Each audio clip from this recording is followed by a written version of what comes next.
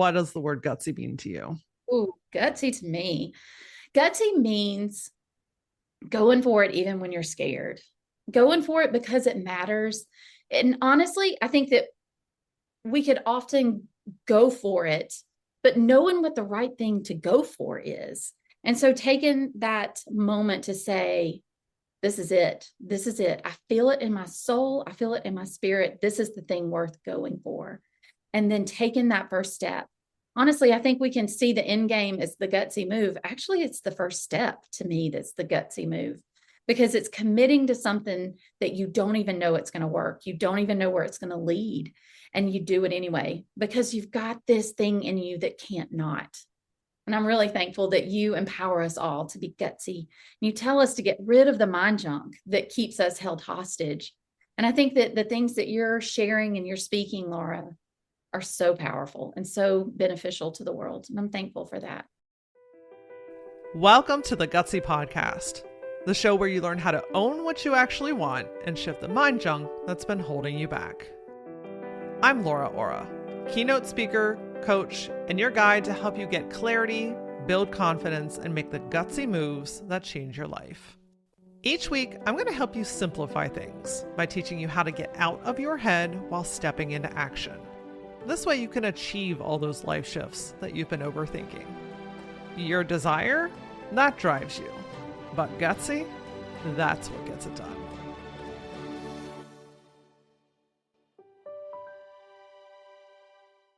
I don't care if you haven't picked up a paintbrush in 20 years or if you've never considered yourself a creative, because you are. In today's episode, I'm talking with Amanda Ray Newman about what it actually means to activate your creativity and why it has nothing to do with being an artist. We dig into how your nervous system plays such a huge role in your ability to access inspiration and how reconnecting with your creativity can change the way that you lead, work, and live. If you have been feeling disconnected from inspiration, struggled to articulate some of your ideas, or just simply want to tap into a more intuitive, powerful way of creating, then this conversation is for you. For over 20 years, Amanda has helped people activate their unique gifts and ignite their passions through art and storytelling. Her engaging speaking events and workshops offer the freedom to color outside the lines. She's painted over 200 murals, and her artwork hangs in homes and businesses around the world. And she's an author with 2 books, Art of Pondering and Art of Pondering Navy Edition. She's married to her high school sweetheart and says yes to every adventure. Now, one of the things that you're going to hear Amanda and I talk about quite a few times is the power of community. Being around like-minded people, having a sounding board, having people that you can go to, turn to, be fully who you are, be vulnerable in those spaces to learn and to grow. It's these types of spaces where you learn so much about yourself. You find the courage that you didn't know that you had. You experience depth, you gain clarity, and honestly, everything that you've been wanting to do starts to become your reality. It's all these reasons and so many more why I have created 2 very intentional spaces to support you. First is the Gutsy Collective. Think of this as the activation. This is a perfect space if you are still building momentum and you want that ongoing community. You want a place to find clarity, to get some support through coaching, through group, through community. If you're walking forward and learning how to prioritize yourself for the first time, maybe ever, the Gutsy Collective was built for you. The second community space is Auraline. This is a mastermind. If you're no longer walking, but rather sprinting, maybe even running a little bit from time to time. You're a business owner or a leader and you're ready to go all in on your next growth, or you're experiencing transition. You're really looking for personalized guidance. You're craving focused, strategic support to help you execute the next version of your life or your business. If the Gutsy Collective is the activation, consider Auraline the integration and expansion. Whether you are walking or running, are working with a limited budget, or are ready to invest, friend, I have a space to help you make your next gutsy move. You can learn more about and sign up for either one of these programs at lauraora.com. All right, my friend, Amanda has such a unique, no surprise there, creative way of talking about and expressing creativity and how to really tap into your own version of that. So let's get into it. Welcome to the Gutsy Podcast, Amanda. I'm so happy to be here. Absolutely. So I first need everybody to know that Amanda and I went through a phenomenal speaker program together called Mic Drop Academy. That's where we met. We spent 10 very intense weeks together building our keynotes and learning how to negotiate and just meeting other women in the speaking industry. It's held by Jess Ekstrom. I will put a link in the show notes here below if you are thinking about becoming a speaker. Anything and everything that Jess puts out there is 100% worth it. So one of the coolest parts about it is I got to meet you. You got to meet me. Like we just built this sisterhood, and there's so many other great women in as a part of this. So it's just really cool to see this come full circle. I love it. I'm so happy to be here. That was one of the things, my biggest takeaways from our time together was how many phenomenal women we met and just the connections that we built and just that sisterhood bond that was not competitive or yucky. It was so encouraging and life-giving for me too. Yeah, yes, that's the thing. Not competitive and not yucky, like truly supportive. Like now that we're connected, still even past our graduation, like everyone's just cheering everybody on, watching them win. It's really phenomenal. Community is underrated in every capacity. Yep. I love it. So we're here talking about creativity today and really like activating your own unique creativity. And I have to assume that you have a story or a journey to unlocking your own creativity. Has this always been free flowing? Have you had to fight this? Like what's it been like for you to really activate your own creativity? So I always tell this story. I grew up in a very small town. And one of the things that I had, my grandmother was nearby and I adored her and loved her. And so I would do anything to spend time with her. And so she would sew. And so I would sit with her and I would sew, and I learned how to hand stitch from an early age. And I liked it. I really enjoyed it. But I realized that I liked the process of creating and the process of being in a community together and creating with other people. And so I would say from an early age, that was probably the most significant bonding agent, was how creativity and community could like join and be so empowering and so life-giving. Oh, so it's amazing. Like you're just free to express. Yes. You're encouraged, you're challenged in really healthy ways. Like creativity is a journey of its own, and it's always evolving. Like what type of creativity are you currently utilizing? How is this presenting itself in your world? So one of the things I love to tell this story because I don't sew necessarily anymore. That was just sort of a launching pad for me. One of the things my dad recognized early on was other kids would sit and color with a coloring sheet, and it just wasn't enough for me. I needed more. And so he finally went and bought this massive roll of paper and rolled it down the hall of our house and gave me markers and watercolor. And he was like, go crazy. And I did, and I loved it.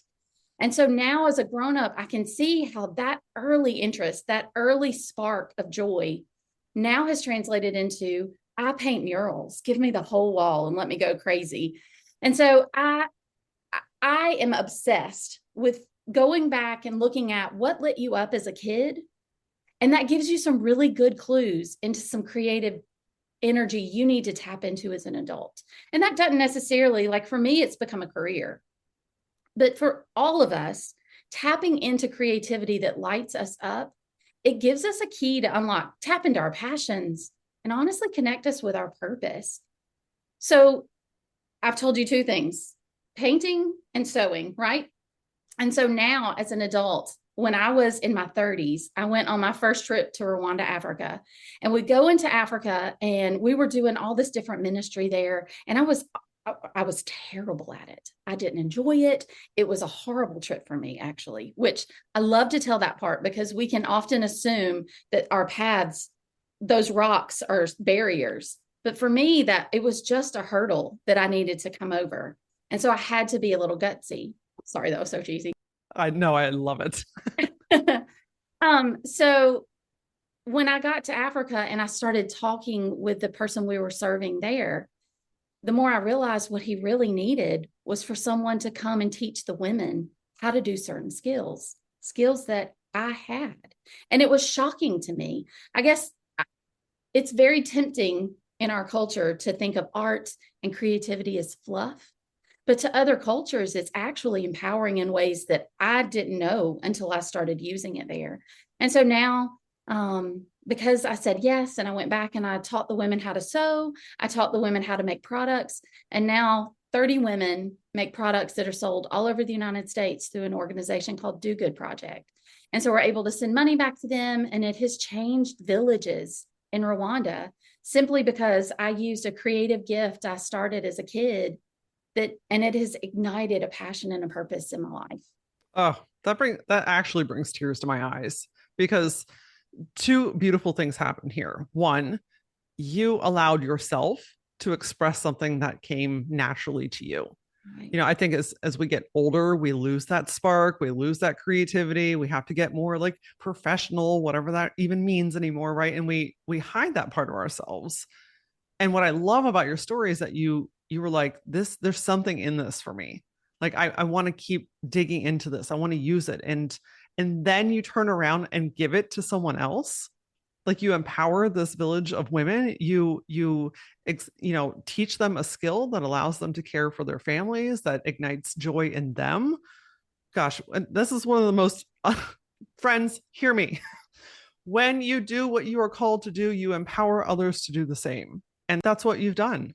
I think a life that is all about you and meeting your own needs can never be a great life because it can never get bigger than who you are.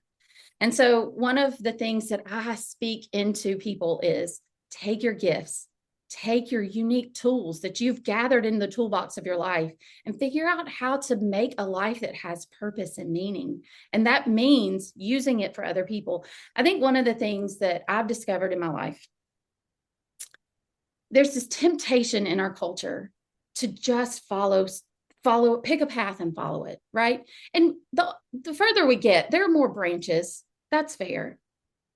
But there's still this ultimate goal and vision of what success is. And I think when our only vision of success is financial or followers, I think we cheat ourselves out of deeper, richer meaning. And so for me, I have discovered that my purpose and my passions aren't necessarily lucrative, but they are it's transformed who I am. It's given my whole life a reason and a purpose. And I go to sleep every night and rest because I know what I'm doing makes a difference. And it's just wonderful. Oh, well, it's radiating off of you for sure. I mean, when you're living your purpose, you're giving back, you're happy with who you are and what you're doing. Now you're making a living off of it as well. I mean, definition of success, right? I mean, I know that we all get to define that differently, but it is working for you, my friend. So I got to ask you, because I hear a lot, especially from adults, when they say, I'm not creative. What are your thoughts on that? I think I think there's this really narrow definition of creativity. And I think that we have to broaden that a little bit. So creativity to me, obviously painting, art, I love the fine arts and visual arts are my passion. But we've also got to think about creativity is innovative thinking. So as you tackle a problem, your approach to that problem, when you think outside the box or when you think of it from a different angle, that's tapping into your unique creativity. It's using those different skills and that different mindset. Instead of just doing it the way it's always been done, suddenly you are activating creativity within you. And the results of that are new ideas. That's how all of our inventions come about, right? That's how all of our new innovative technology, our new ideas, our new creativity, it's not necessarily sitting down and sketching. And so I think that, like I said earlier, go back to when you were a kid. What were you good at? What were those things that you just naturally gravitated to when you had downtime and when the world wasn't jaded and you weren't in a hurry and you didn't have pressures of life? What did you naturally want to do? What were you good at? That gives you a clue into your innate curiosity and your innate creativity. It's always within us. We just got to give it the chance to come back out. Absolutely. To have a space. And I think it's really important to define that creativity does not simply mean creating something visually. Right. Right. I mean, even you as a painter, may or may not be able to sing, right? Singing is a creative muscle of Right. its own. Absolutely. A singer might not be able to throw pottery on a pottery wheel, right? Right. Someone that does pottery might not be able to have the creative, like problem solving skills that is required as a leader. I mean, it's all different layers and all different uses. And so if you're sitting here thinking like, well, I'm not creative, I don't know how to paint, that's one path of creativity. Absolutely. Back up and think broader. And I think that one of the cool things about tapping into your creativity is it doesn't have to be perfect. And so I always encourage people, just try a new thing and see. Let's just say you're wanting to tap back into that innate creativity and you've kind of malnourished it for a while. So it is sat dormant in your life. So my suggestion is sit and doodle. Sit and write with your left hand. If you're right-handed, write with your non-dominant hand.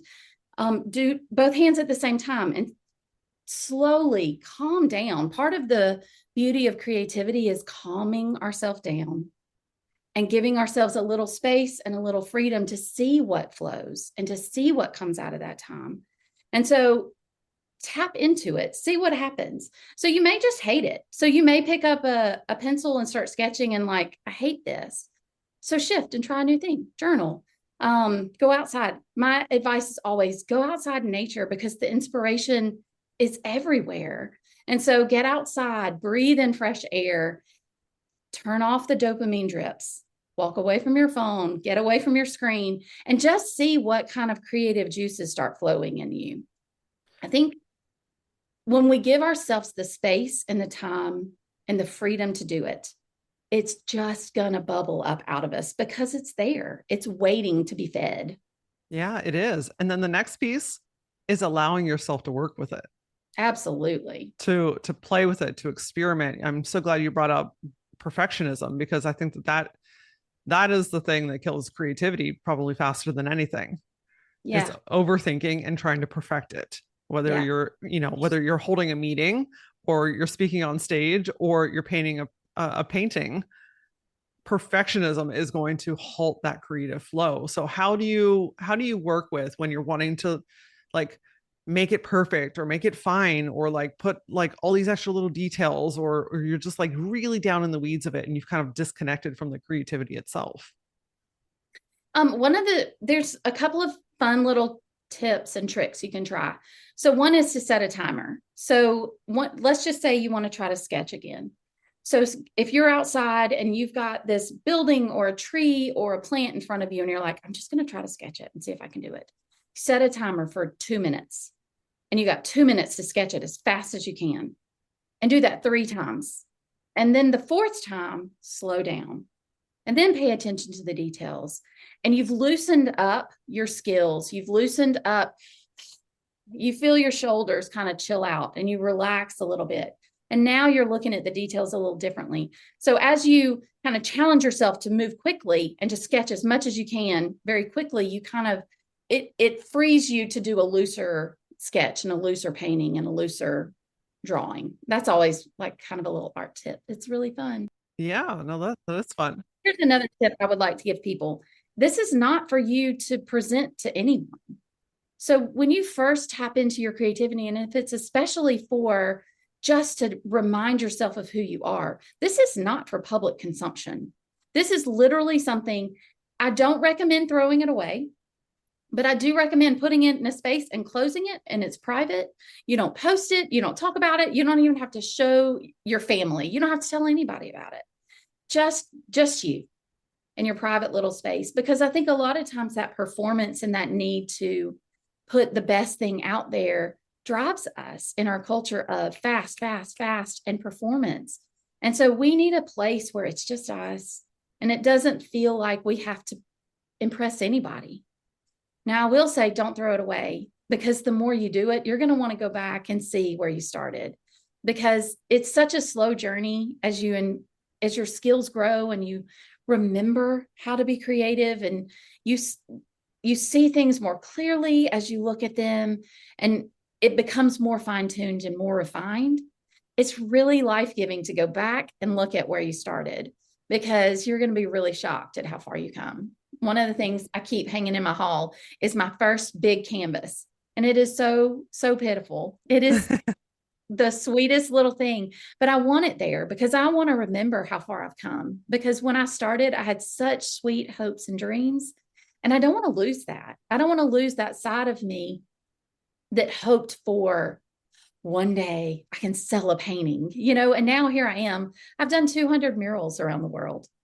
And I can go back to that one first canvas and say, I love that girl. She had so much tenacity to think that she could do this, but look where we've come, and I love to encourage that girl in me that was gutsy enough to go for it. Even when I didn't have art training, I'm self-taught. I have a counseling degree.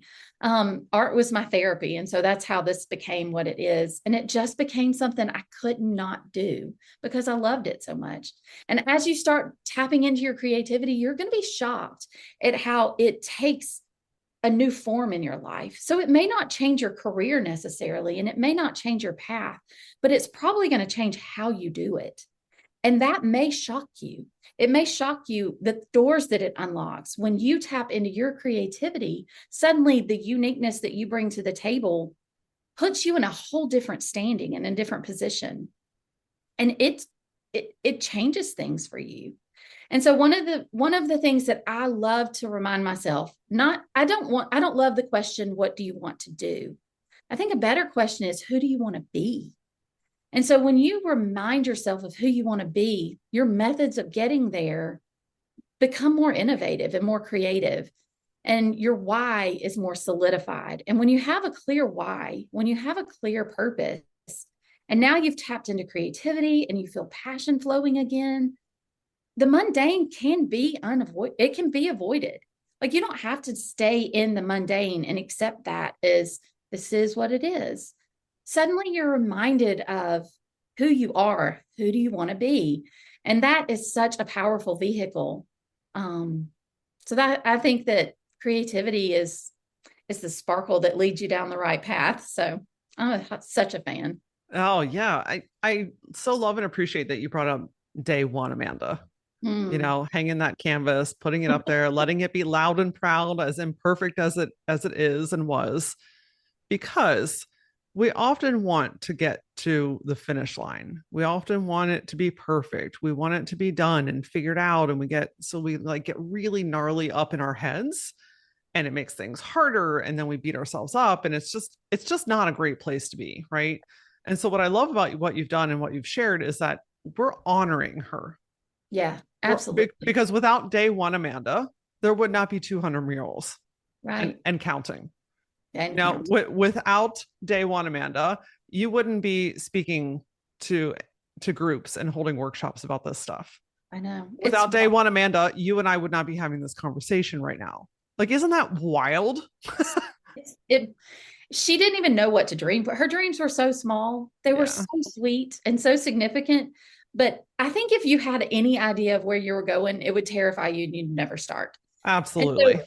So it's so sweet. Wherever you are, whatever it is that you have this urge to try, just try it. It doesn't have to be, like you said, you're not striving for perfection. You're striving to start. And we should all, one of my favorite questions is, what are you a beginner at? That should never stop. You should always be a beginner at something, because you might be shocked at what you discover about yourself, even if it's not, oh my goodness, I'm the best painter ever. But when you do sit down and paint, you might be shocked at how your mind calms down. And that anxiety that is raging and ruling your life and driving you crazy calms down. And you have a sense of peace and and you just breathe differently. So creating art may not be about perfecting your career or reactivating a part of your career. It may actually be about recentering you. It may be about your own personal mental health, and that's all it is. And I'm going to tell you, if that's all it is, that's worth it. And so there is no downside to being a beginner. It's bold, it's wild, it's fun. I'm constantly a beginner. So my current things I'm a beginner at. I am not great at watercolor. I think watercolor is a very hard art form, which is funny. People usually laugh at that, but it's hard to me. I think it is so hard. It's so hard. But I carry it with me when I travel. So it's easy and compact. And so I always have watercolors with me so I can just sit and doodle because I don't care if I'm not good at it. It doesn't matter. It's just healing and it calms me down. I've also started learning the art of kintsugi, which is a Japanese art form where you take pieces of broken pottery. In that culture, the pottery represented so much. And so when a piece broke, it was significant. And so you take it to an artist who uses gold and this unique lacquer to rebuild that piece of pottery. And when he rebuilds it, it's actually more valuable than it was when it started because now it's covered in gold. And so I just love that. So I do workshops like that where we talk about where are the broken pieces of you that if you could rebuild them and take the time to make them new, it might actually be more valuable than it was when you started. And so taking these different art forms and learning new art forms, it gives you new tools to help people, to help yourself, to empower things. It's just, there's no bottom to its greatness. No, and it's finding beauty in all forms and fashions, right? Yeah. Like I love what you said earlier about, if you're only doing this for your mental health, then that's reason enough. Yeah. If you're just doing it because you just want to keep your hands busy because your anxiety is off the chart, fantastic. Or maybe you just want to explore, maybe you're feeling unfulfilled or unsettled, or you're just like, you are working all the time, or you are a caretaker all the time and you just need an outlet. Like Right. let it be whatever it is. I love having something for you that you're not going to put into a business. Right. Now, for you, yes, this is your path, but that was part of your bigger purpose, right? But Right. I think for most people, like let yourself have a creative outlet that you don't have to quantify, Absolutely. or that you don't have to monetize, or that like the electric bill is not requiring you to do, like that just adds a whole nother layer of pressure for most people.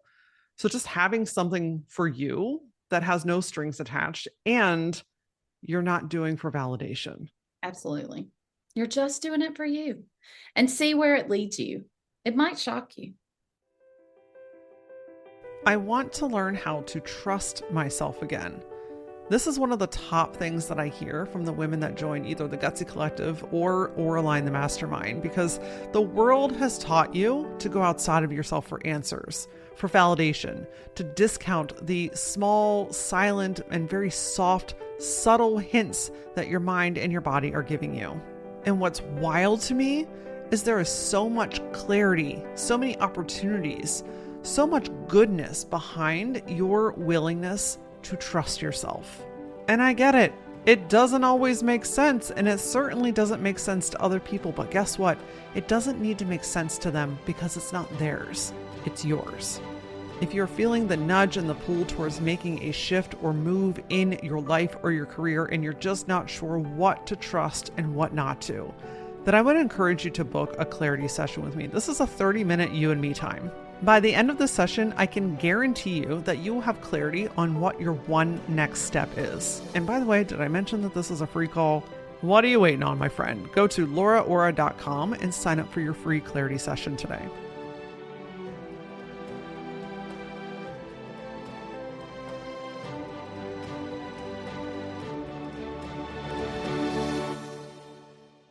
Guaranteed. I gotta talk about this quote that you shared with me that I just think is really impactful. And you said, I believe that anything that takes up square footage in your life should make you feel. I believe that to the core of my being. And part of that, logistically, part of that is because I live in a very small house. I have a tagline, I live in a little house, so I can afford to leave it. Because travel is one of my love languages. And adventure is always around the corner. And so I love that. And so one of the things I realized quickly is each square footage in my house has to serve a purpose. It can't just be like filled up with fluff. And honestly, the older I get, the more I realize that that logic applies to all facets of my life. And so I think a lot of our square footage gets hijacked by noise or by busyness or by expectations. And I think we have to be very careful with our square footage, whether it's our physical space or whether it's our time, our resources. A lot of the reason that we are so stressed out as a society is because we have not paid attention to our square footage. And so I think it should have purpose, and it should have value, and consistently reevaluating that and giving yourself the freedom to say, this doesn't provide what it used to. This used to fit, and it just doesn't fit anymore. And that goes for, honestly, as women, that may be identity markers, that may be our understanding of who we are and the way we think about ourselves. Some of that stuff is taking up square footage in our mind. I'm not enough. I'm too much. Aren't those kind of the two things we hear back and forth? I'm too much. I'm not enough. And those things there's no square footage for that. We shouldn't allow that to take up space in our mind. And so taking a step back, and a lot of the things that I have found from living a life tapped fully into creativity is it gives you a different bandwidth to evaluate things. It's a slower pace. It's not as intense or as hectic. And so when you're in that slower rhythm, you're able to really evaluate the things along the way more intentionally. And so I want that so much for the women who are listening to this, to really slow down, take a beat. I love the analogy that life is a little bit more like a carousel. You can hop off a minute. You can come back on. It's not going as far as you think it is. Like, slow down a minute, take a breath, figure out why you're doing what you're doing, why you think the way you're thinking. Spend some time journaling. That is such a creative outlet. Journal about who you are and who you want to be, and kind of really evaluate that against what you're doing and the decisions you're making in your life. Because a lot of times we can just do things because we've done them. And if they no longer serve you, they need to go. And we need to have a boldness and a freedom to say, this is not who I am anymore. I've outgrown that. And I'm going in a different direction. So that part of me doesn't get to tag along. It doesn't get to take up square footage. Louder for those in the back. It cannot take up for me. I'm gonna say I'm preaching to the choir here. I need to remind myself of this constantly. We teach what we most need to learn. Absolutely. Always. A mentor told me that once, and I was like, well, damn. Well, damn. Here we are. But I love the analogy of, yes, it's the physical space. And I'm with you. I love a good clean out. Like, every couple of months, I'll just be like, nope, I'm going through this whole thing. I don't need half of this crap. So I've been like cleaning around here. I'm like, rage clean the kitchen. Oh, listen, when I'm mad, I can go through some stuff. Know, right? This house looks spotless when I'm pissed off. My husband comes home. He's like, if the towels have been refolded, he's like, oh dear. What has happened? Do we need to brace for impact? But yes, it's the physical stuff, but man, I'm so glad you brought up the mental. I mean, we've got only the square footage of the body and the mind that we were given. And when all that junk and crap and negative thoughts and, terrible opinions about ourselves are taking up capacity, where is the beauty going to live? Right. Oof, I love that. Where is the beauty going to live? Yeah. Where's the creativity going to come from? How are we going to slash through all those weeds to come out into the light? Absolutely. Like, you have to be the one to grab the knife and slash the weeds. You do. And you can. And I want people who are listening to hear that. You can change. Like, you have the tools you need to let go of the things that you no longer want. That's a possibility. I remember this is a little, I didn't think I was going to say this, but this is a fun story. So, I grew up, I was very, very shy, very quiet, very unimpressive. Right. And so I always had little funny jokes in my head, but because no one expected me to be funny, they landed awkwardly. So I went off to college and I realized that no one knew me and they didn't have expectations of who I was. And so I tried it out and I let the funny out, and it was wonderful. And so it was like a new season of Amanda, like a brand new Amanda, if you will. And now I'm confidently funny. I know I'm funny. And so I love to encourage people. If you feel this new thing bubbling in you, test it out. See what's there. We don't have to stay in the same space. Like we get to grow. We are women who are growing and blossoming. And honestly, for most of us, it's as we mature. I was never going to be this at 20, but now at 472, I'm able to confidently be more authentic and be more who I am. And a lot of that had to grow. And I think women, maybe we grow a little slower, like wine. We're more refined as we get older. And so let some of these new things out. I say test drive them and see, because we can get so stuck in our own expectations of ourselves that we limit our own growth. And I think that's sad. I think that's it's cheating us out of some really beautiful things. Yeah, there's this mentality of like, well, this is who I've always been, this is what I've always done, this is what people know me for, and that becomes the standard for why you can't. Well, it becomes our limits. Yeah. And what if we didn't? What if we didn't put those limits on ourselves? I mean, what if we flipped the script and looked at those things like, those are not the reasons why I can't. Those are every reason why I should. Oh, yeah. That's like, so good. Oh, I've got all these limitations. Oh, this is what everybody knows of me. Let's shake it up. Let's surprise them. Let's surprise them. I'm a box of surprises. I'm always keeping people on their toes. What do you find happens when you and or some of the folks that you work with compress and bottle up their creativity, when they don't use it? What's happening in their world when they're not allowing themselves to utilize this? I think we are seeing an epidemic of depression, anxiety, and loneliness. And I think all of those are symptoms right there of us not tapping into who we truly are. It's suppressing and it's accepting that life has to stay the way it is. It's suppressing so many things that would bring us joy and bring us life. And there's fear in that. There's honestly like maybe laziness. Maybe we're a little lazy and we're a little tired. And so we've bought into one of the things that I've tried to stop saying is I'm so like, I would say that I'm just so tired. And I realized I was speaking that into who I was. The more I said it, the more I was becoming it. And so I want to shift my verbiage. That's a good place to start. Shift your verbiage. Instead of saying, I'm so tired, say, I'm going to try something new today. Let's start changing our words, changing the way we speak out loud, the way we speak to ourselves, and see if we might activate something that we didn't even expect. Because if we say we're tired all the time, we're going to agree with ourselves and just be tired and lay on the couch and scroll. And that's never going to bring us true, genuine joy. It gives us a dopamine drip that keeps us addicted, but it doesn't free us and give us fulfillment and joy. And so when we do that and we let that be our default, it cost us significantly more than we are maybe capable of noticing. And that's what keeps us stuck. And so dreaming is huge. Sit and dream. What do I want to do? Who do I want to be? Talk it out with friends. So community, and I talked about this from the beginning, is so valuable and it's so important.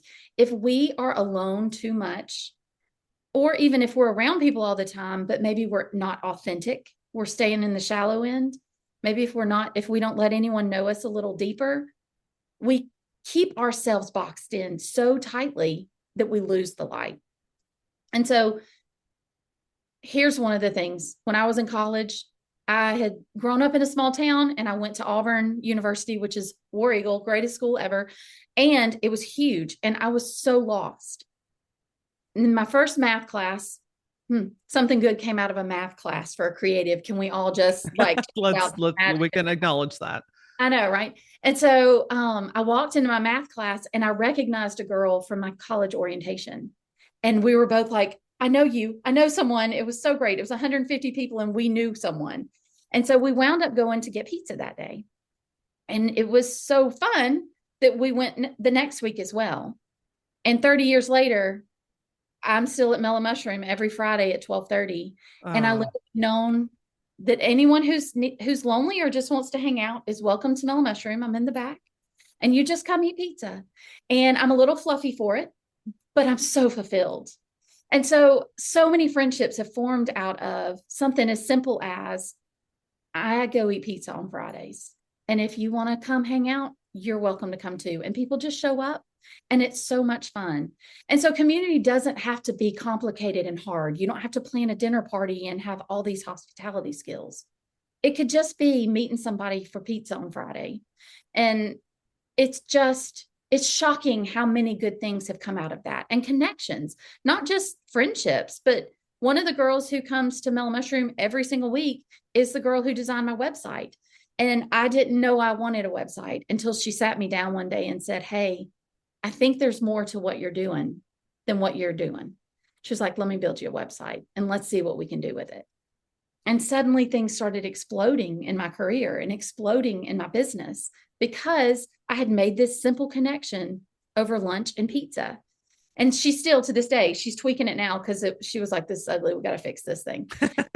It's amazing what happens when we just go for community. So I know the temptation. I know you're tired. I know you've got a lot on your plate. Hello, women. How many thousands of balls are we juggling? And the only one anyone seems to notice is the one we drop. That's a real thing. But if you constantly are convinced that you're too tired to do anything, what's going to change? Do you want your life to have a little shift, a little tweak? I'm going to tell you, go eat you some pizza. Ask somebody to go with you and ask them to go back next Friday. Friday at 12:30 is the perfect time. Everyone loves pizza on Friday. It's simple. That's one of the most beautiful stories I think I've ever heard. It's so wholesome. It's so simple. Mm-hmm. And a reminder that like people just want to be people with other good people. Yeah. You know, like true, real connection. None of this fake crap, none of this filtered stuff, none of this like being sold to stuff, like just genuine connection is so stunning. I mean, you share with me cash may be king, but connections are queen. Oh, yes, they are. Oh my gosh. So on point. Like you talk about that feminine energy and the nurturing and the empathy and seeing and holding space. And man, we have like real, genuine female connections that are truly in your corner with no other motive other than to be there and to support you. Yeah. Friend, that's a jackpot in its own. It is.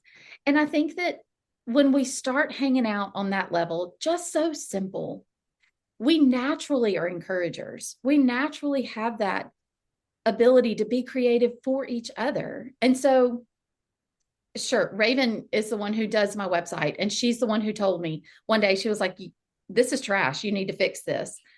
I want women in my life who look at me and know me well enough to say, hey, this is too good for you to keep doing it the way you're doing it. Yeah. Or I see something in you and you're not tapping into it. I want people who say things like that to me.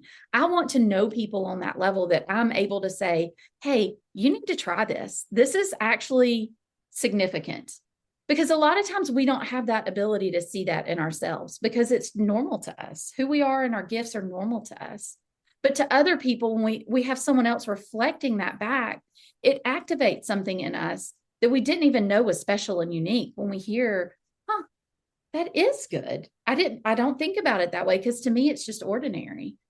And so I think that those connections launch us into things that we don't even know to dream for ourselves. And I think sometimes our dreams are so small.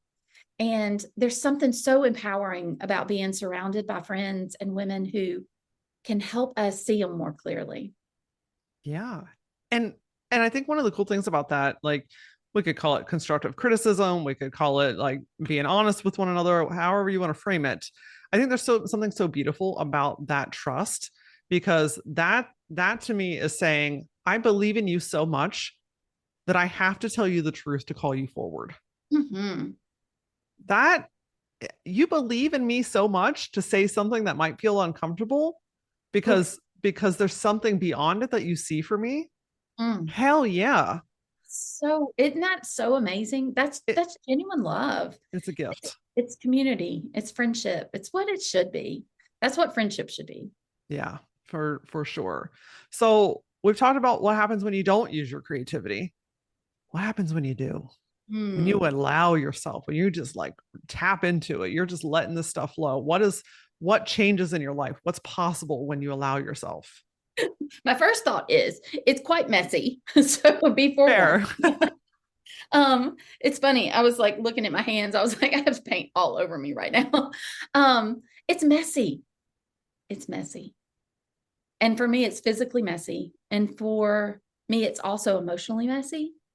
It's also because sometimes the process of breaking things down isn't the most pleasant, but you know that you're breaking it down to rebuild it better. And so it's worth it. And so when you tap into something that's uncomfortable, you're going to activate some things in yourself. So you're going to need some friends that you can talk that out with, honestly. Like you may tap into some things that kind of like poke some emotional stuff you need to deal with. It may poke some things that are uncomfortable from your past. Like, why did you quit? Like, what shifted? And you really, honestly, I've wrestled a lot with like, what did I lose in that process and in that journey? So there's some inner healing that happens, but we all know inner healing happens as it has to be broken down first. And so know that if it's uncomfortable and if it unlocks some in you, that's okay. It's part of the process. And to trust that. I would never be far away from a journal ever, because kind of jotting those things down and noting those things really helps you follow that journey well. And it helps you understand and tap into who you are more authentically. Isn't that what we all are dying for? To become more authentic? I hope we are. I think that may be scary, but I think even if you're scared of it, even if I say that and you hear it and you're like, and it taps something in you, know that there is something inside of you driving you to authenticity, even if it's terrifying. And so finding people you trust to walk that out together, it's a game changer. And so as you tap into that, you are going to feel more alive. It is going to give you a shift in your understanding of your worldview. It's going to shift your appreciation for nature around you. It's going to shift the way you look at things, because you're slowing down and looking at things from a creative perspective. And suddenly your eyes are going to drift back up and you're looking for shapes in the clouds again. Maybe you've forgotten to do that. Maybe you've forgotten how fun it is to see a squirrel chasing its tail with dinosaur arms in the clouds and identifying that and being the first one to see it. Maybe you've forgotten that. It's so beautiful. It's so valuable. It's just going to spark that inner joy that you had as a child. There's something so pure and so sweet about that. And creativity is the path to that. Gosh, you, my friend, you are living this, you are embodying it. You are an absolute ray of sunshine in every possible way. And I think that if you're listening, if you needed any extra sign of what creativity can do in your world, listen and hear Amanda. Mm-hmm. I mean, you're flowing. Mm-hmm. You are impacting yourself. You're impacting your family. You're impacting other people in your world and in your community, all because you said yes to yourself. Mm-hmm. I just want to applaud you for that. Thank you. Absolutely. That'll preach. I like it. It's yours to keep forever, my friend. I know that we all need a little more Amanda in our lives. So where is the best place that we can find, connect, and or work with you? Absolutely. I would love that. I want to be everyone's friend. Hi, come eat pizza with me on Friday. I'm on all the socials, Amanda Ray Newman. And my website is amandarayNewman.com. Available. Come buy my art. It's so fun. I have tons of originals and tons of prints. I love to host workshops where we get in there and I can speak and encourage you, and then we can build something beautiful together. That is so life-giving. So if you're interested in doing workshops, let's talk about that. Let's come up with some fun ideas. If you need a keynote speaker that comes in and encourages you to activate your creativity, to color outside the lines, I'm your girl. You can find all my stuff at amandarayNewman.com, and let's hang out. Amazing. We will link all of that in the show notes. So please make sure that you go listen to and connect with Amanda further. And I got to know, what does the word gutsy mean to you? Ooh, gutsy to me. Gutsy means going for it even when you're scared. Going for it because it matters. And honestly, I think that we could often go for it, but knowing what the right thing to go for is. And so taking that moment to say, this is it. This is it. I feel it in my soul. I feel it in my spirit. This is the thing worth going for. And then taking that first step. Honestly, I think we can see the end game as the gutsy move. Actually, it's the first step to me that's the gutsy move, because it's committing to something that you don't even know it's going to work. You don't even know where it's going to lead. And you do it anyway, because you've got this thing in you that can't not. And I'm really thankful that you empower us all to be gutsy. You tell us to get rid of the mind junk that keeps us held hostage. And I think that the things that you're sharing and you're speaking, Laura, are so powerful and so beneficial to the world. And I'm thankful for that.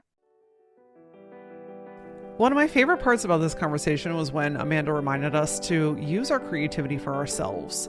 Yes, it can impact your relationships, your life, your business. I think it's fantastic to really get into and express your authentic self. But a lot of times expressing yourself is for you. It's for your own joy and peace and fulfillment and exploration. And I'm a firm believer, because I've experienced it myself and I've seen it in the hundreds, if not thousands, of women that I've worked with at this point. When you are more fulfilled and expressed as an individual, everything and everyone in your world benefits because of it. In the very beginning of this episode, I mentioned Mic Drop Workshop with Jess Ekstrom. Seriously, if you are considering getting paid to be a speaker, whether that's hosting workshops, doing keynote speaking, even speaking at your work or in your business, this program was absolutely foundational in me building a full-time keynote speaking career. So I have put my personal link to Mic Drop Workshop below in the show notes. Jess hosts an array of different programs, including boot camp, workshop, and the academy that I went through as well. So if you want to level up your skills and start taking speaking seriously, I'm telling you, this is a program to go through. Friend, it's been an absolute honor sharing this space with you for the last hour. Get out there and do something creative. And of course, until I see you next time, stay gutsy.